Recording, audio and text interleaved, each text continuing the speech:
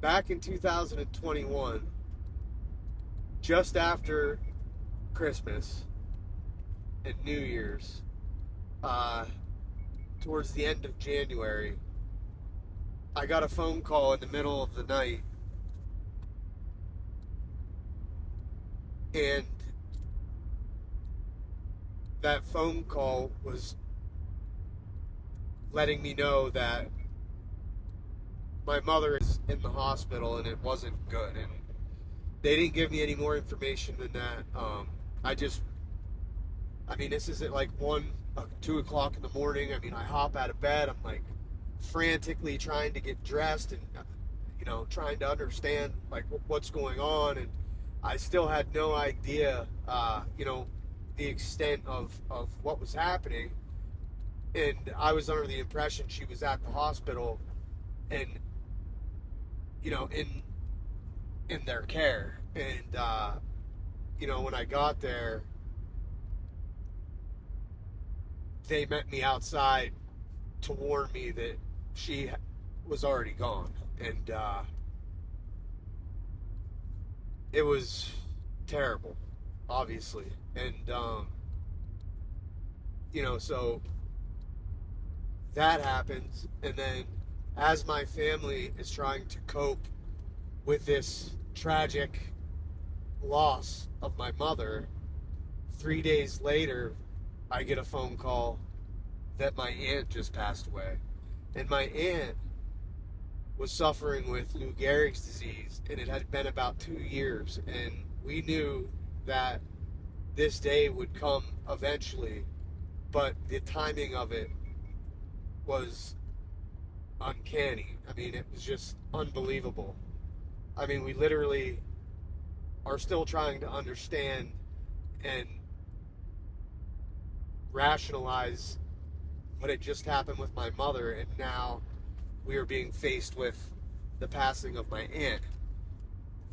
And it was, again, a very difficult time. I found myself back at the same hospital trying to comfort my uncle, her husband, and their children. And it was tough because I'm still dealing with my own grief of losing my mother, and now this. And then within, I believe, 5 months of that happening, we ended up losing my uncle. And this was my uncle that was the husband of the aunt that just passed away. And I think he also passed away from a heart attack. But I think everybody who knew the situation and knew him understood that what really got him was a broken heart. And watching your wife go through ALS, which is just a devastating disease, it took the life out of him. And I just don't think he ever recovered from all of that, and we ended up losing him. So with all that said, just so that you understand where I'm coming from with the importance of these traditions for most of us are very special, and we hold them, near and dear to our heart.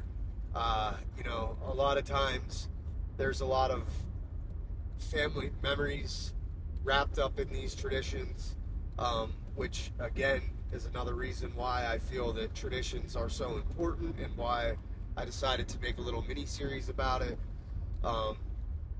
Because in reality, a lot of the traditions that we have in our families, especially around the holidays, involve family. And when you end up losing somebody that's a part of your family, and that's a big part of the traditions this time of year, it's very difficult, especially the first year. But I also realize now that I'm going into the fourth holiday season here without the loved ones that I have recently lost. I realize that the traditions that we had are highlighted as being even that much more important, because it's through them that their spirit and their memory can live on. And so that's why this one to me is perhaps the most important one that I'll be discussing in this series. Um, and the fact that it can be used, the traditions can be used to cope with, these emotions after experiencing a loss, and then trying to go through these first holidays without them. It's tough. I mean, especially the first year, it's very difficult, because these traditions, they they are literally the embodiment of, in many ways, these family members that maybe have been lost. And so it's really difficult. But with that said, that still doesn't take away from, how important and crucial it is to carry on these traditions. And I think you will find, as you get through this first holiday season, that moving forward, these traditions can really help you heal. And they provide a way for that loved one to still be a part of the holiday season with your family, because like I said, their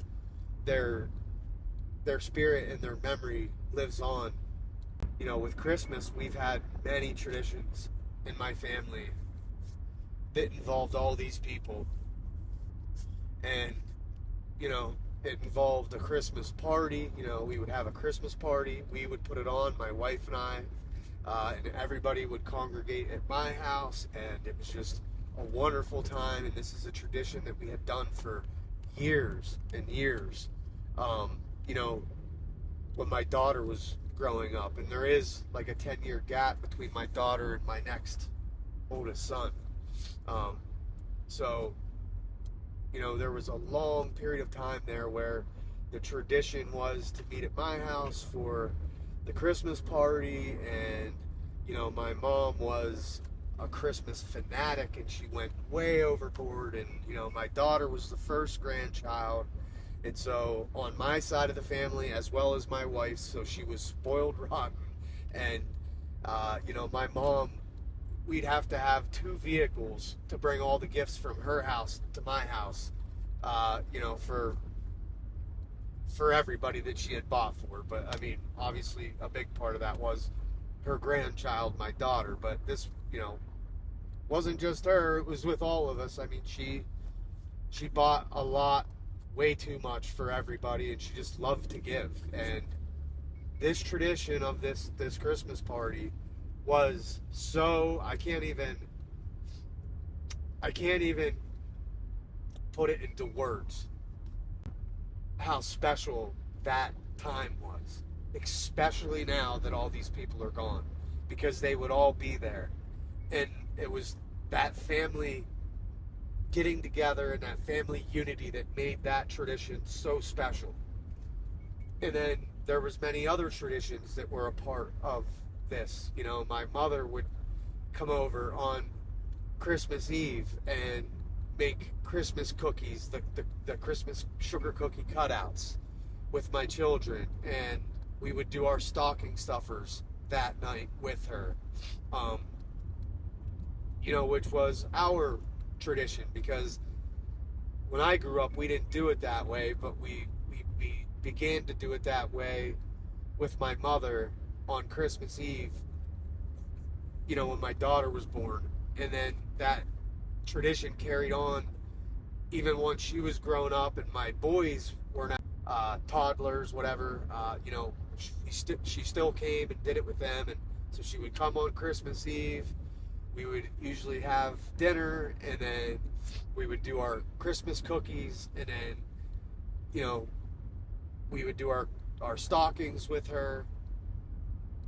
And then we would get Santa's plate ready with the cookies and the carrots for the reindeer. And, You know, there was a few Christmases there where we went outside and sprinkled the Christmas glitter or Christmas dust out there for the reindeer, and just, you know, so it was just a very special tradition that my children look forward to, and I know my mother looked forward to it just as much, and honestly so did I, because I loved seeing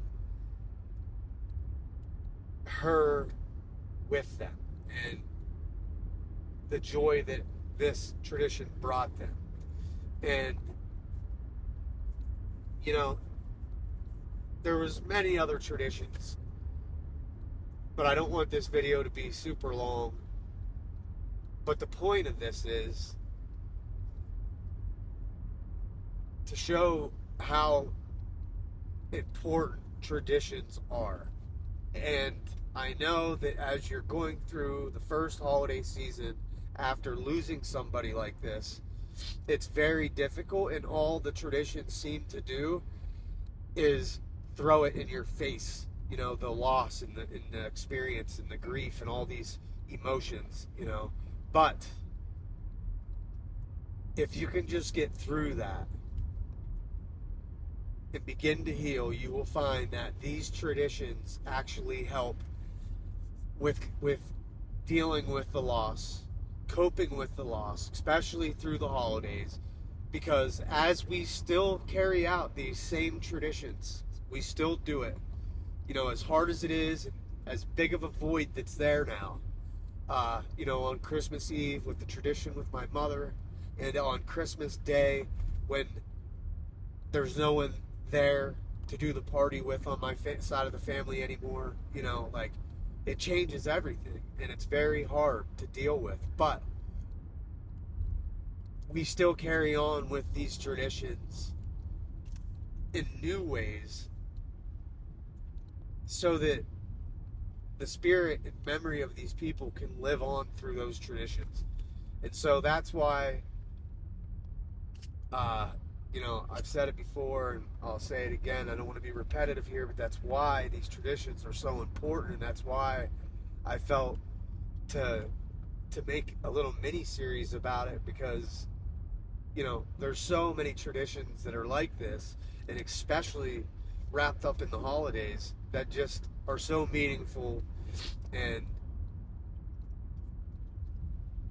are hopefully things that will live on through your children and their children, and just, you know, for generations and generations to come. And I just think that it's through that where the rich history of these traditions are formulated in you know, generations of time still carrying them out.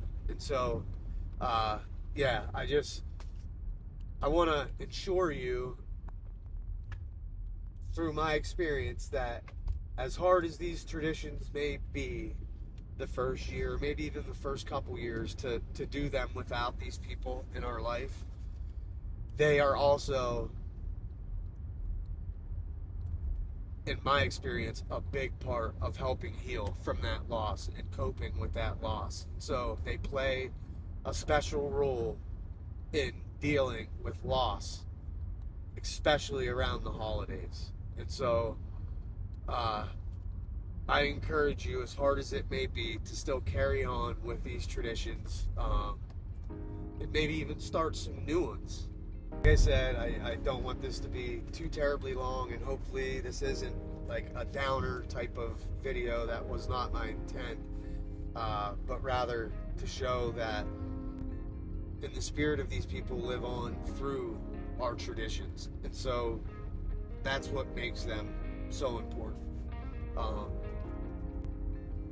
As you go through this first holiday season, hopefully you can keep that in mind, and, you know, hopefully you can heal enough that you can begin to create new traditions that honor their memory and keep their spirit alive through the holidays. And so that's all I got for this one. I really hope that it blesses you in some way. That's the reason why I do this, because I want to try and help people, especially in the areas where I have these types of life experiences. And so hopefully I have touched you in some way. So, because that is the main goal. So with that said, I am Brad Casper. This is Casper's Corner, and Casper is out.